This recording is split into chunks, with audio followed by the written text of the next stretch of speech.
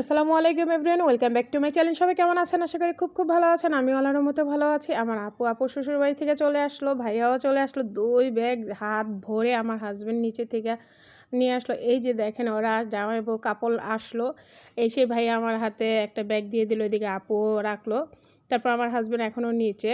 যাই হোক, আলহামদুলিল্লাহ ওরা সুন্দর করে শ্বশুরবাড়ি থেকে বেড়ায় আসলো। এটা আমার অনেক ভালো লাগছে। তারপর আমার হাজব্যান্ড নিয়ে আসলো এই ব্যাগগুলো, আর আনার পরে দেখলাম অনেক কিছু পাঠিয়ে দিয়েছে। তো ওরা মনে হয় টিস্যু ব্যবহার করেছিল, তাই টিস্যুটা নিয়ে আসলো আর কি, যেহেতু ওরা প্রাইভেট কারে এসেছিলো। তো এদিকে দেখি কাঁঠাল একটা পাঠিয়ে দিয়েছে, মানে আপুর শাশুড়ি আর কি, আমাদের যে মাউইমা, উনি আমার জন্য অনেক কিছু পাঠিয়ে দিয়েছে যে তুমি তোমার বোনকে দিও। এইদিকে আমার সব থেকে ফেভারিট একটা পিঠা, যেটা হয়েছে নকশি পিঠা বলে অনেকে, আমাদের দেশে বলে অনেকে হানদেশ পিঠা বলে। কোন কোন অঞ্চলে কী নামে ডাকে অবশ্যই কমেন্ট বক্সে কমেন্ট করে জানাবেন। আর এইদিকে পাঠিয়েছে বাদাম, তারপর টিফিন বক্সে কিছু খাবার।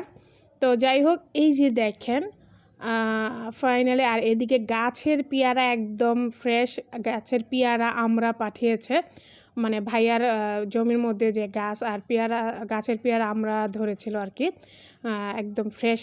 আমার তো এটা দেখেই লোভ সামলাতে পারিনি, আমি একদম প্রথমেই বক্স খোলার আগেই খাওয়া শুরু করে দিয়েছি বিসমিল্লাহ করে। আর দেশি পেয়ারা খেতে কিন্তু খুবই মজা, কাজি পেয়ারা থেকে এই পেয়ারাগুলো অনেক মজা। আর এই দিকে দেখেন একদম নকশি পিঠাগুলো এত সুন্দর করে বানিয়ে দিয়েছে, যেহেতু নরসিংদী আপুর বিয়ে হয়েছে, নরসিংদীর তো বিখ্যাত এই নকশি পিঠা। তো ওরা নাকি অনেক তাড়াতাড়ি করেছে, এর জন্য এত ডিজাইন একটা ভালো হয় নাই, কিন্তু নরসিংদীর যে নকশি পিঠার ডিজাইনগুলো কিন্তু অনেক সুন্দর, তাই না? তো আমাদের এখানে অনেকে ফুল পিঠা বলে, অনেকে নকশি পিঠা বলে। তো আপনাদের অঞ্চলে কি বলে অবশ্যই জানাবেন। আর কিছু পিঠা ভেঙেও গেছে, যেহেতু এইভাবে ব্যাগে করে আনছিল আর কি। তো যাই হোক, এইদিকে দেখেন আমার তো অনেক পছন্দ। আলহামদুলিল্লাহ, আমি অনেক খুশি। এই জীবনে প্রথম বোনদের শ্বশুরবাড়ি থেকে কোনো খাবার, কোনো কিছু গিফট আমার জন্য পাঠিয়েছে। তারপর যে মাউইমা, আমরা যে বোনের শাশুড়িকে মাউইমা বলি, মাউইমা নিজের ক্ষেতের বাদামও দিয়েছে আমাকে, পুরো 4-5 কেজি বাদাম দিয়ে দিয়েছে, বললো যে তোমরা তোমার বোনকে দিও।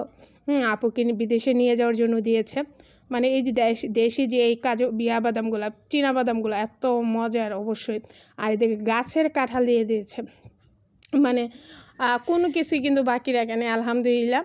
তো আমার বোন আর বোনের হাজব্যান্ডের জন্য সবার জন্য দোয়া করবেন। আপু আর ভাইয়া চলে যাবে বিদেশে। আর এদিকে যে গাছের আমড়াগুলো দেখাচ্ছে, আমড়াগুলো কিন্তু অনেক সুন্দর বড় আমড়া। তো এইগুলো আরও বড় হয়, তো এইগুলো কিন্তু একটু ছোট রয়ে গেছে আর কি। আর গাছের পেয়ারাগুলো তো দেখাচ্ছিলামই।